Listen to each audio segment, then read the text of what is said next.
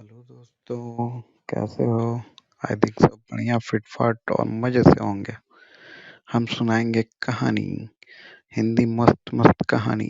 आप लोगों को बढ़िया लगे तो लाइक शेयर और सब्सक्राइब जरूर से कर दीजिएगा और कंजूसी तो बिल्कुल ना कीजिएगा। चलिए सुनिए कहानी और मजे लीजिए। मूर्ख कौआ और चालाक लोमड़ी की कहानी। किसी जंगल में एक कौआ रहता था। हर कोई उससे दूर ही रहता था, क्योंकि वह अपनी कर्कश आवाज में गाता रहता था और सभी जानवर उससे परेशान रहते थे। एक दिन वह भोजन की तलाश में जंगल से दूर गांव की ओर निकल कर आ गया। किस्मत से उसे वहां एक रोटी मिल गई। रोटी लेकर वो वापस जंगल की ओर आ गया और आकर अपने पेड़ पर बैठ गया। वहीं से एक लोमड़ी जा रही थी और उसे बहुत तेज भूख लगी हुई थी। उसने कौवे के पास रोटी देखी और रोटी को किसी भी तरह खाने का विचार करने लगी। जैसे ही कौआ रोटी खाने को हुआ, नीचे से लोमड़ी की आवाज आई, अरे कौआ महाराज, मैंने सुना है कि यहाँ पर बहुत सुरीली आवाज में कोई गाना गाता है, क्या वो आप हैं? लोमड़ी के मुंह से अपनी आवाज की तारीफ सुनकर कौआ मन ही मन बहुत खुश हुआ और अपना सिर हाँ में हिला दिया। इस पर लोमड़ी बोली कि क्यों मजाक कर रहे हो महाराज? इतनी मधुर आवाज में आप गा रहे थे, मैं यह कैसे मान लूं? अगर आप गा कर बताएंगे तो मुझे यकीन हो जाएगा। कौआ लोमड़ी की बात सुनकर जैसे ही गाने को हुआ, उसके मुंह में दबी रोटी नीचे गिर गई। रोटी नीचे नीचे गिर गई। रोटी नीचे गिरते ही लोमड़ी ने रोटी पर झपट्टा मारा और रोटी खाकर वहां से चली गई। भूखा कौआ लोमड़ी को देखता रह गया और अपने किए पर बहुत पछताया। कहानी से सीख। इस कहानी से यह सीख मिलती है कि हमें कभी भी किसी की बातों में नहीं आना चाहिए। साथ ही ऐसे लोगों से बचना चाहिए जो आपकी झूठी प्रशंसा करते हैं। ऐसे लोग सिर्फ अपना काम निकलवाने के लिए ऐसा व्यवहार करते हैं। कहानी कैसे लगी दोस्तों? अच्छी लगी तो लाइक शेयर और सब्सक्राइब ज़रूर से कर ले हमारे प्यारे दोस्तों, ताकि हम आपके लिए ऐसे मज़ेदार कहानी ला सके। पंचतंत्र की कहानी, गाय और शेर। एक पहाड़ी के नीचे रामगढ़ नाम का एक गांव था। गांव के सारे जानवर हरी घास खाने के लिए सुबह उसी पहाड़ी के ऊपर बसे जंगल में जाते और शाम होते होते घर वापस आ जाते थे। हर दिन की तरह लक्ष्मी नाम की एक गाय अन्य गायों के साथ उसी पहाड़ी के जंगल में घास खाने के लिए गई थी। वह हरी घास खाने में इतनी ज्यादा प्रसन्न थी कि वह कब एक शेर की गुफा के पास पहुंच गई, उसे पता भी नहीं चला। शेर अपनी गुफा में सो रहा था और वह पिछले 2 दिनों से भूखा भी था। जैसे ही लक्ष्मी शेर की गुफा के पास पहुंची, गाय की खुशबू से शेर की नींद खुल गई। वह शेर धीरे धीरे गुफा से बाहर आया और गुफा के बाहर गाय देखकर खुश हो गया। शेर ने मन ही मन सोचा कि आज उसकी 2 दिनों की भूख मिट जाएगी।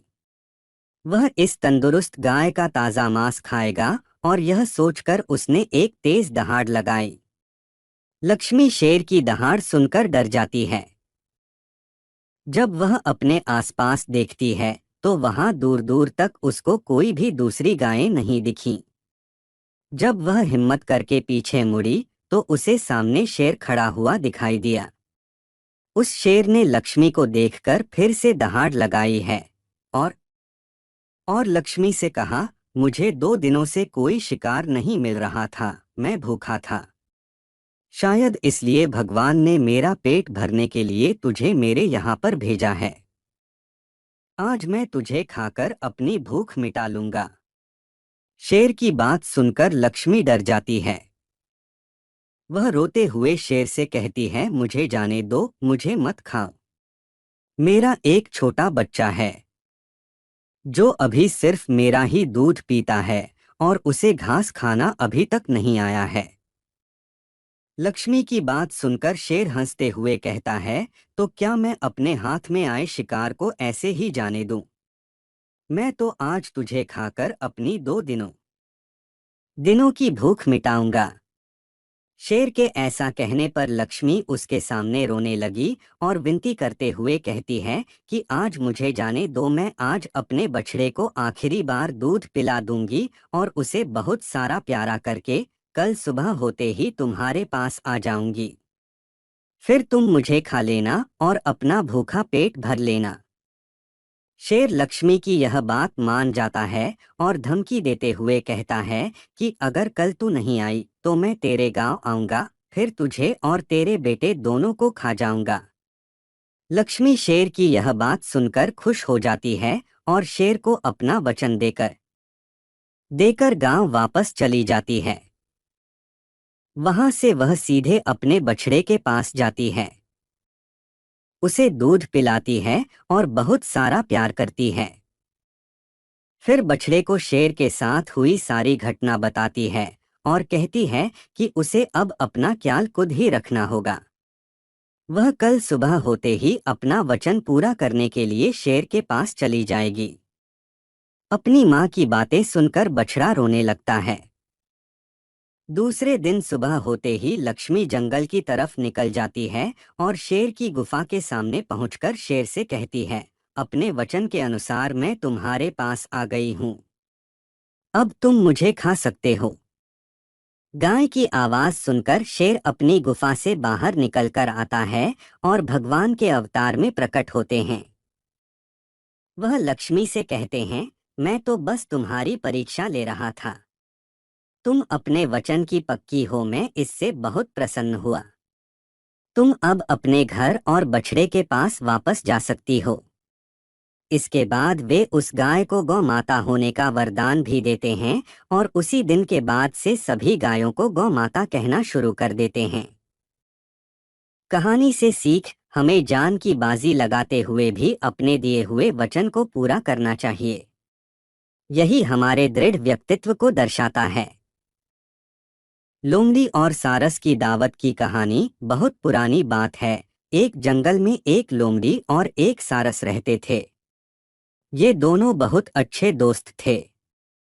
सारस रोजाना लोमड़ी को तालाब से मछली पकड़कर खाने के लिए देता था। इस प्रकार दोनों की दोस्ती बहुत गहरी होती चली गई। सारस बहुत सीधा साधा था, लेकिन लोमड़ी बहुत शैतान और चालाक थी। वह हमेशा दूसरों को परेशान किया करती थी।